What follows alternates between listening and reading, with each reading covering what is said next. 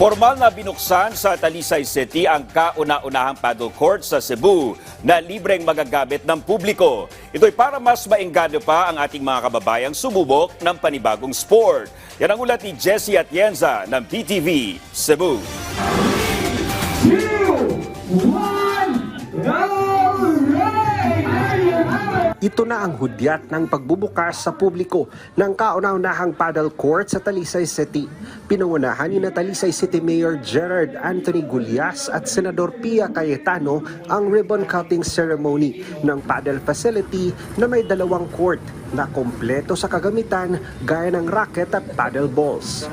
So what is our job as public officials, national public official, local public officials, si Mayor Samsam?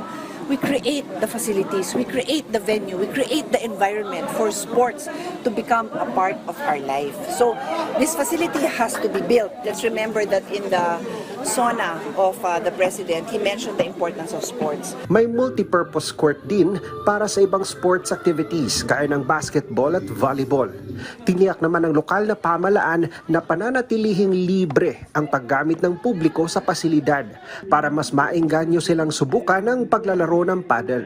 The most important thing right now is that I told the City Council to not yet pass an ordinance regarding rates so that it will be free for everyone. The best things that local government units can do is to create an atmosphere and environment for people to try new things. Of course, we have sports facilities here for the sports that we are used to playing.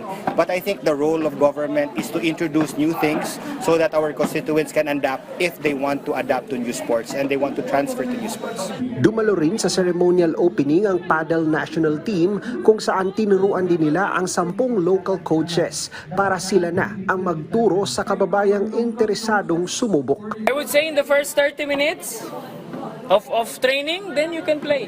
Paddle is for everyone, no? Sa kagaya nga nung sabi ni Sen and ni Mayor kanina, kahit matatanda, kahit mga bata, kahit retirees, kahit baguhan, kahit walang alam sa kahit na anong sport, this is a very, very beginner-friendly sport. Mula sa PTV Cebu, Jessie Atienza para sa Pambansang TV sa Bagong Pilipinas.